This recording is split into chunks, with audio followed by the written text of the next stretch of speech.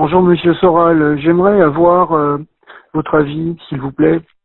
Y a-t-il un lien entre l'extrême gauche et le CRIF par l'intermédiaire du Grand Orient de France? Est-ce que le Grand Orient de France fait le lien entre l'extrême gauche et le CRIF? Il faut savoir que le Grand Orient de France, c'est les 2 tiers des commissaires de police, la moitié des procureurs, la Caisse des dépôts et consignations, les associations LGBT, les médias, la presse, l'éducation nationale, le Conseil d'État, le Conseil constitutionnel et tous nos gouvernements depuis peut-être le deuxième quinquennat de Chirac où il n'avait pas trop les facultés. Et en tout cas, Hollande, c'est sûr. Euh, donc, on a l'impression que tout est verrouillé. Merci pour ce que vous faites. Là, c'est typiquement la question dans laquelle il y a déjà la réponse. Visiblement, le type, il en sait plus que moi. Alors, moi, ce dont je peux parler, c'est ce que je connais. Évidemment que le Grand Orient de France, la haute main sur toute la politique de gauche, en tout cas, c'est une évidence. Tous les types de gauche, notamment les cadres du Parti socialiste, sont membres du Grand Orient, y compris Mélenchon, hein, et le Grand Orient règne sur la gauche française depuis des décennies et des décennies. Et d'ailleurs, les maçons se vantent régulièrement, c'est eux qui par les planches font les lois. Comment dirais-je, l'évolution idéologique de la France à travers des lois, que ce soit la parité, etc., sont le résultat de planches de maçonniques. Et c'est une évidence. Hein. D'ailleurs, contrairement à ce que disent certains qui disent un peu tout et n'importe quoi, il n'y a aucun risque en France à critiquer la franc-maçonnerie. Hein. Vous risquez même pas de procès, puisqu'il est une évidence que la démocratie française, c'est pas le pouvoir du peuple, c'est le pouvoir des loges. Hein. Voilà, on peut le dire sans aucun problème. Alors sous l'Ancien Régime, c'était le pouvoir de l'Église et de la noblesse. Et ben, aujourd'hui, c'est le pouvoir des banques et des loges. Hein. Voilà. Ça risque rien. Alors après, sur le gauchisme lui-même, il y a une médiation qu'il ne faut pas oublier. Le gauchisme, c'est essentiellement les jeunes. Il ne faut pas oublier, c'est les lycéens et les étudiants.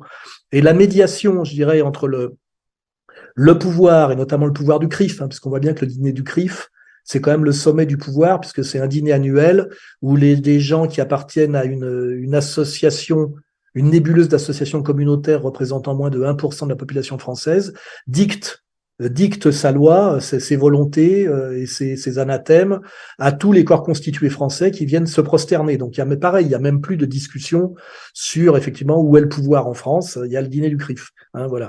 Et alors, pour faire le lien entre le pouvoir du CRIF, le Grand Orient de France et le gauchisme, c'est-à-dire les étudiants et les lycéens, là, il y a une médiation qui manque, qui sont les réseaux trotskistes qui ont la haute main sur les associations de jeunesse politisée à gauche française depuis des décennies et des décennies.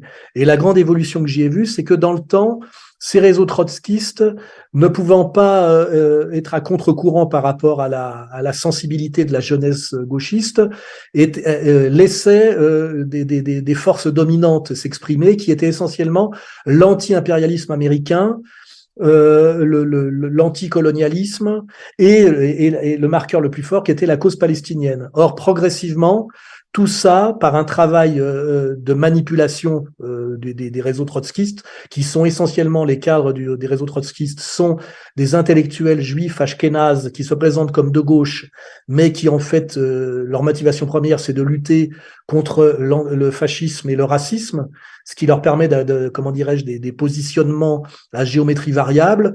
Et il a suffi à un moment donné d'accoupler, par exemple, l'antisionisme, c'est-à-dire le soutien à la cause palestinienne, à l'antisémitisme, pour disqualifier, en fait, tout l'antisionisme, je dirais, qui échappait au réseau trotskiste, donc à ces élites juives ashkénazes de gauche. Et l'évolution que j'ai vue, moi, depuis 30 ans, puisque je connais les milieux étudiants depuis la fin des années 70, c'est qu'avant, les milieux gauchistes étudiants étaient, je vous dis, très anti-impérialistes américains et très, très pro-palestiniens, et qu'aujourd'hui, c'est exactement l'inverse. Les réseaux trotskistes qui les dominent et les manipulent les ont ramenés dans le droit chemin de la domination mondialiste. Et là, on peut penser à une des composantes de la domination qu'allergie. Et ils sont aujourd'hui plutôt anti-russes, considérés comme le danger fasciste. Aujourd'hui, ce serait le néo-soviétisme poutinien, ce qui est quand même tordre l'histoire de manière incroyablement malhonnête. Mais on avait déjà vu ça d'ailleurs avec le discours anti-serbe des réseaux trotskistes à l'époque, incarné par notre ancien ministre des Affaires étrangères, de gauche, là, Kouchner, hein, c'est pas nouveau. Et aujourd'hui, effectivement, la jeunesse étudiante dans la main des réseaux de manipulation trotskistes sont anti-russes, pro-ukrainiens, alors qu'il y a un néonazisme effréné en Ukraine, sont d'une vigilance énorme pour traquer les antisémites à l'intérieur de la cause palestinienne. Et donc, il n'y a plus de cause palestinienne, en réalité. C'est entièrement géré par le Congrès juif mondial, hein, quand on établit les médiations, hein, tout ça vous pouvez le vérifier si vous travaillez un peu.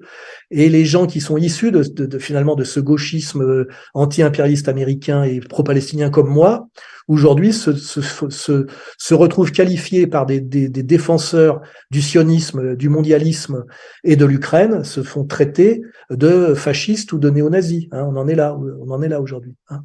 Voilà, donc on a eu, par un travail en profondeur, on a réussi à amener la jeunesse française de gauche qui était très humaniste, donc qui défendait les petits contre les gros, hein, c'est-à-dire les colonisés contre les colons et les Palestiniens contre les sionistes. On a réussi par ce lent travail qui a commencé dans les années 80, 90, 2000, 2010, ça a pris 30, 40 ans, hein, c'est des vraies durées politiques, 30, 40 ans. On a réussi entièrement à faire passer la jeunesse lycéenne et étudiante de France sous le joug, en fait, de l'impérialisme mondialiste et finalement des maîtres maléfiques du grand capital.